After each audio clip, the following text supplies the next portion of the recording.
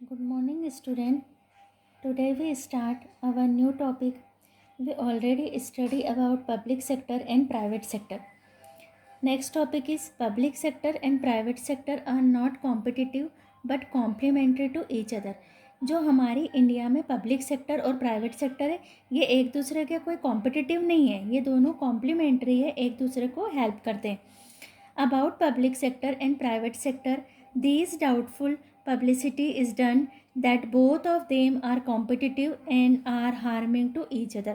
एक doubtful publicity चलती है कि पब्लिक सेक्टर और प्राइवेट सेक्टर दोनों में कंपटीशन है और दोनों एक दूसरे को हार्म करते हैं. This is fully false and baseless concept. The public sector and private sector both are supportive to each other. दोनों एक दूसरे को क्या करते हैं? सपोर्ट करते हैं. In such areas of trade where the private sector is do not enter, public sector are reaching and are providing their services not to the nation and society but to private sector also.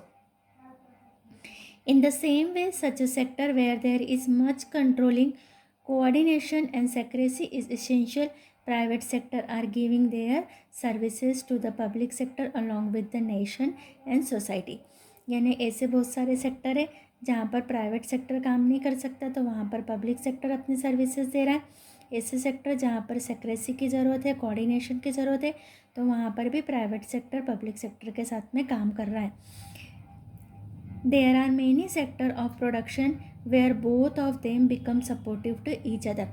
हमारे India में क्योंकि mix economy है तो private sector भी और public sector भी है और बहुत सारे ऐसे जॉइंट वेंचर भी है जहाँ पर दोनों सेक्टर साथ में मिलकर एक दूसरे को सपोर्ट करते हुए काम कर रहे हैं. In the progress of nation both are not only compulsory but inspirable. Even the absence of any sector, any one sector will affect the whole economy. Just by coordination of both the section, the country is developing very fast. हमारे India में दोनों sector में coordination है और उसी के कारण हमारे इंडिया का फास्ट ग्रोथ हो रहा है. फॉर्म्स और ऑर्गेनाइजेशन ऑफ पब्लिक सेक्टर. अब हमारा जो पब्लिक सेक्टर जो हमने अभी पढ़ा है उसमें भी बहुत सारे टाइप्स होते हैं. तो इसमें है departmental organisation, public corporations and government company. तो हम जो फर्स्ट स्टार्ट कर रहे हैं वो है हमारा डिपार्टमेंटल ऑर्गेनाइजेशन. अभी डिपार्टमेंटल ऑर्गेनाइजेशन क्या होता है?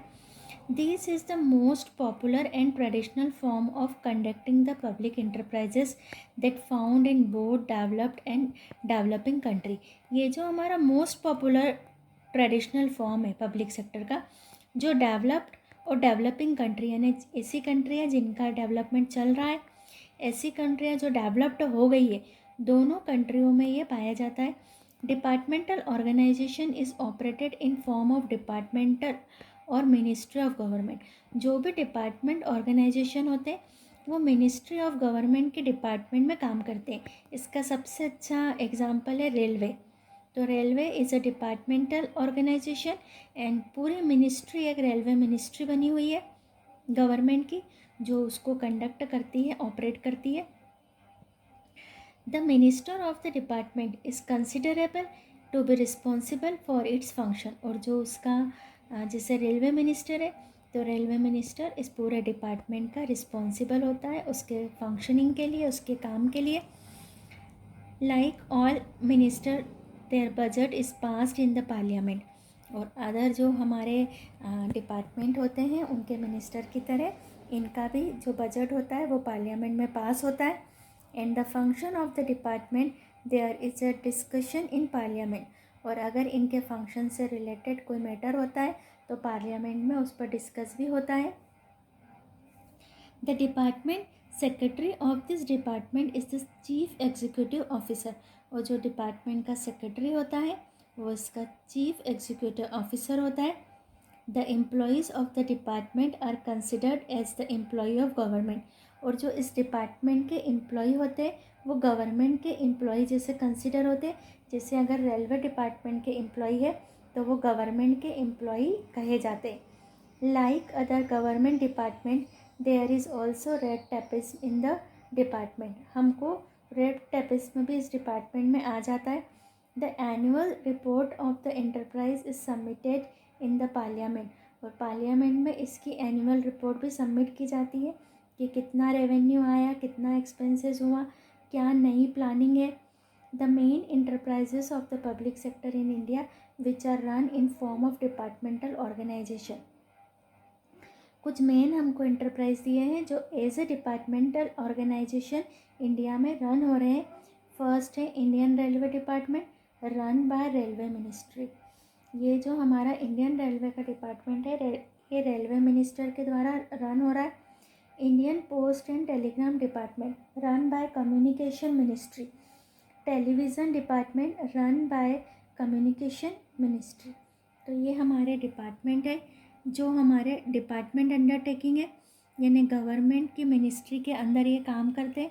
जो इनसे रिलेटेड मिनिस्टर होते हैं वो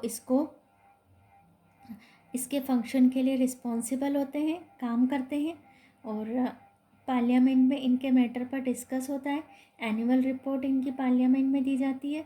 जो इनके चीफ एग्जीक्यूटिव ऑफिस होते हैं, सेक्रेटरी, वो इसका पूरा काम देखते हैं, और इनके जो बजट है वो पार्लियामेंट में पास होते हैं. तो हमारा डिपार्टमेंट अंडरटेकिंग का मीनिंग आप 20 से लेकर के यहाँ तक लिखेंगे, डिस्कस इन पार्लियामेंट, और फिर आप यहाँ से लिखेंगे the main enterprise of the public sector in India which is run in form of Indian railway department, Indian post and Telegram department और टेलीविज़न डिपार्टमेंट. तो ऐसे एग्जाम्पल देते हुए आप मीनिंग ऑफ डिपार्टमेंटल ऑर्गेनाइजेशन या डिपार्टमेंटल अंडरटेकिंग्स भी कहते हैं, इनको नाम याद रखना, डिपार्टमेंटल अंडरटेकिंग्स भी कहते हैं. तो ये मीनिंग हो गया. और जो हमने अभी ऊपर पढ़ा था कि पब्लिक सेक्टर और प्राइवेट सेक्टर ये कॉम्पिटिटिव नहीं है, कॉम्प्लीमेंट्री है, इजी है. इसको सिर्फ आपको बुक में से ही रीड करना है, कॉपी में नहीं लिखना है.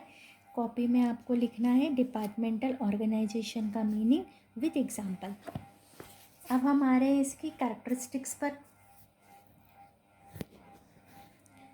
Characteristics of departmental organisation.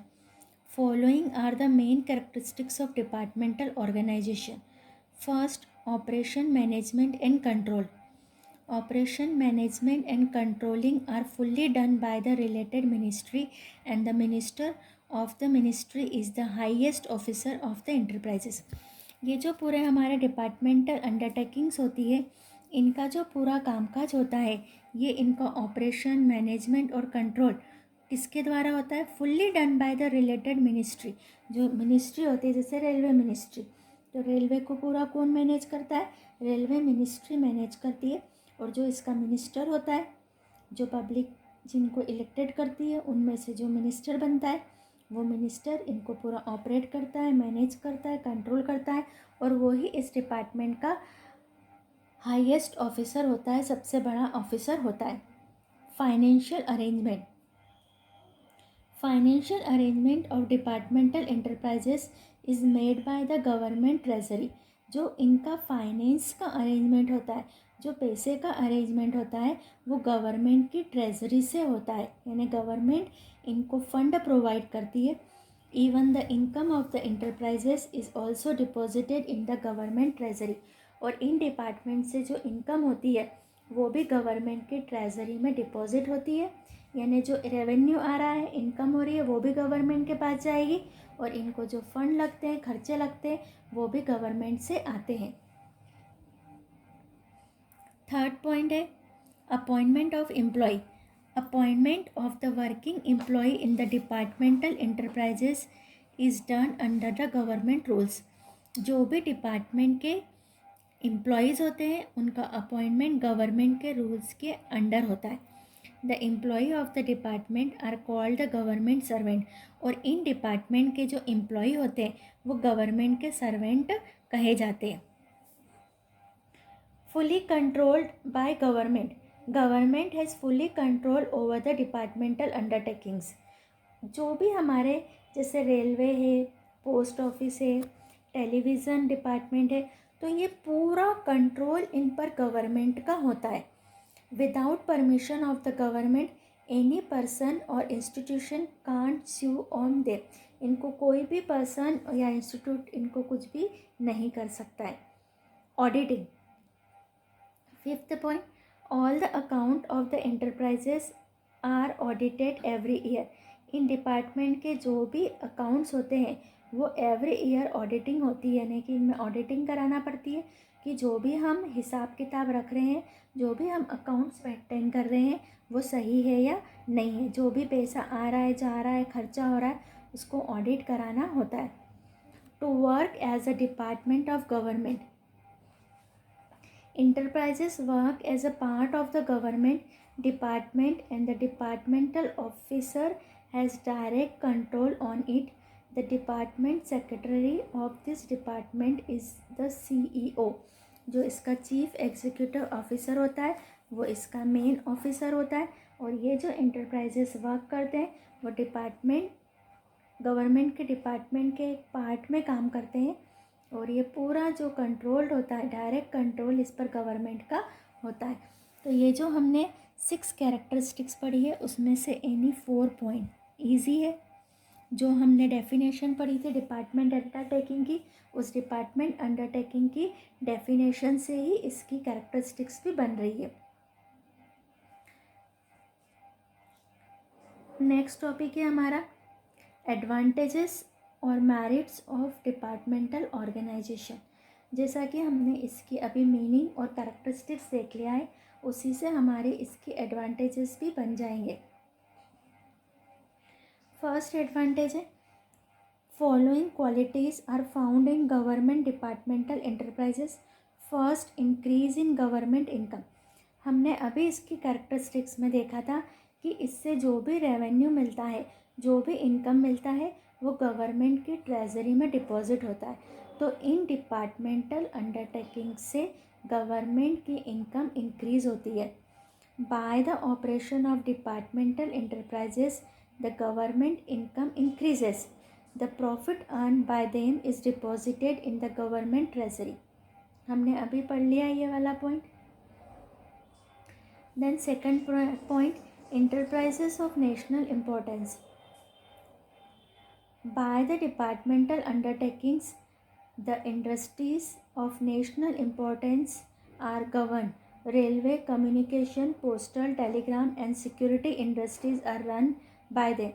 यानी इन इंटरप्राइजेस से नेशनल इम्पोर्टेंस बढ़ता है।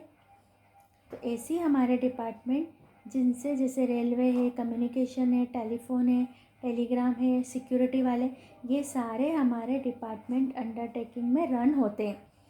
Fulfilment of government objectives. Purpose of the government is public welfare. जो भी गवर्नमेंट का मेन पर्पस होता है कि पब्लिक का वेलफेयर करना, उनको बेसिक सुविधाएं देना, लिविंग स्टैंडर्ड को हाई करना, मेडिकल, फूड, वाटर ये सब सप्लाई करना।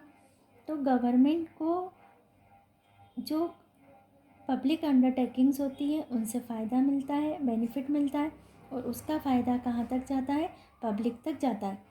These purpose is fulfilled by these departmental enterprises.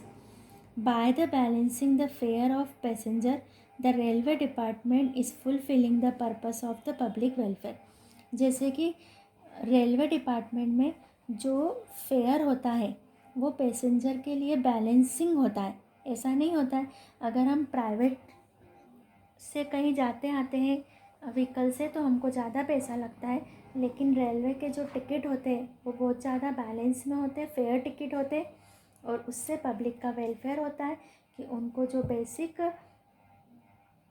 Facilities है वो मिनिमम चार्जेस पर अवेलेबल हो जाती है थ्रू डिपार्टमेंटल ऑर्गेनाइजेशन से। तो फुलफिलमेंट ऑफ गवर्नमेंट ऑब्जेक्टिव, क्योंकि गवर्नमेंट को ऑब्जेक्टिव होता है कि पब्लिक का वेलफेयर, और पब्लिक का वेलफेयर डिपार्टमेंटल अंडरटेकिंग के थ्रू पूरा होता है। Faithfulness, the accounts of the whole expenditure and income of these enterprises are submitted in the parliament. कहाँ सबमिट करते हैं, पार्लियामेंट में। Thus the public has faith on these enterprises. तो public को इन पर फेथ होता है कि कभी भी यहाँ पर पब्लिक के साथ में कोई धोखा नहीं होता है। Effective control,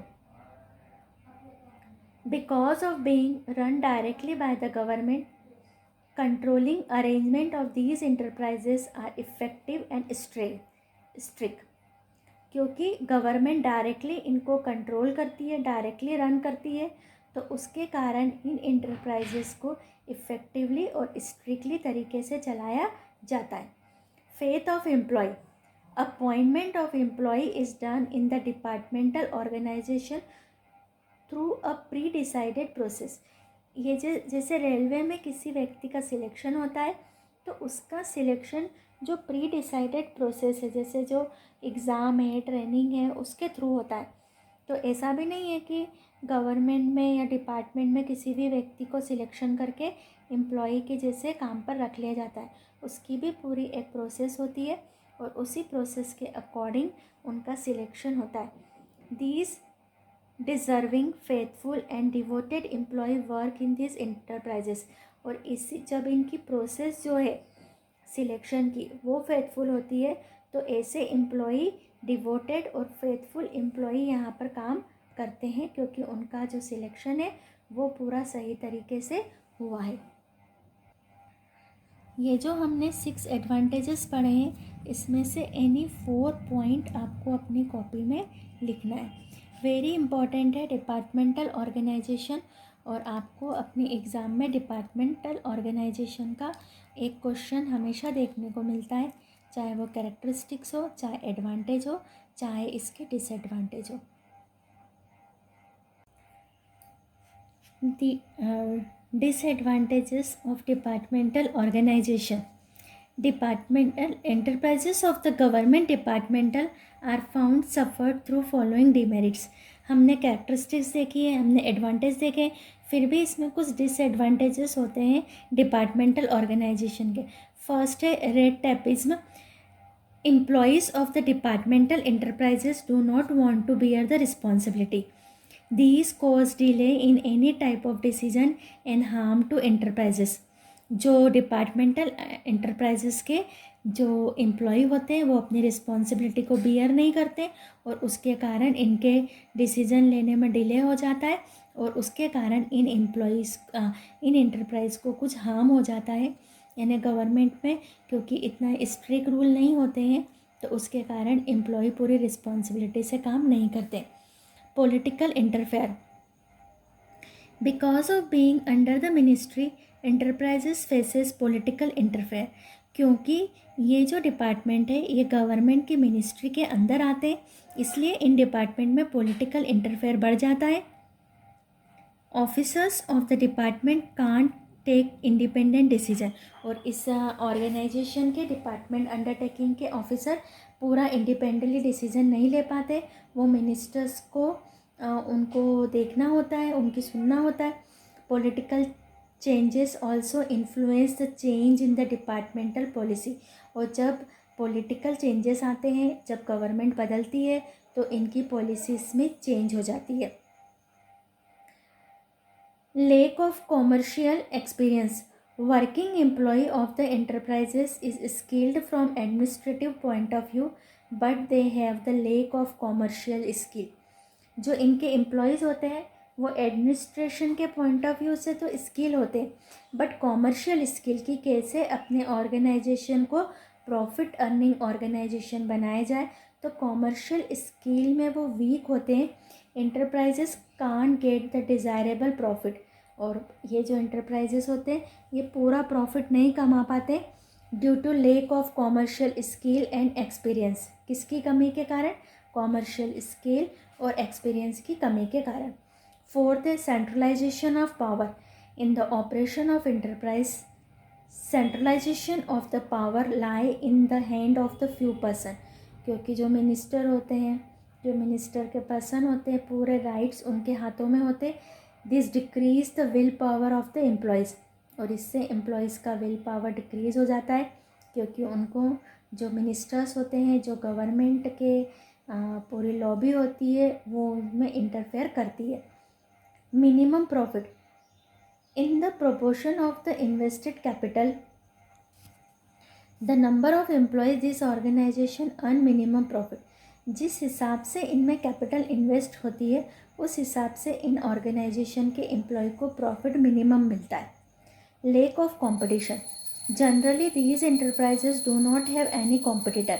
In the lack of competition, their functions suffer through a demerit of monopoly and get disinterested. यानी कि जैसे रेलवे है तो रेलवे में कोई कॉम्पिटिटर नहीं है, और जब तक बिजनेस में कोई कॉम्पिटिटर नहीं होता है बेस्ट वर्क नहीं हो पाता. अगर कोई आपके साथ में कॉम्पिटिटर है तो आपको उसको ध्यान में रखते हुए, उसकी पॉलिसी को ध्यान में रखते हुए एक्ट करना पड़ेगा. और यहाँ पर क्योंकि मोनोपोली होती है, एक ही सिर्फ गवर्नमेंट अंडरटेकिंग ही वर्क कर रही है, तो वो इतना अपना ग्रोथ नहीं कर पाती है. तो एनी 4 पॉइंट आपको यहाँ पर टिक करना है. तो आज हमारा डिपार्टमेंटल अंडरटेकिंग पूरा हो गया. Meaning, characteristics, advantage and disadvantage, सबके 4 पॉइंट आपको नोट करना है. और वेरी IMP है, आपको पूरा तैयार करना है.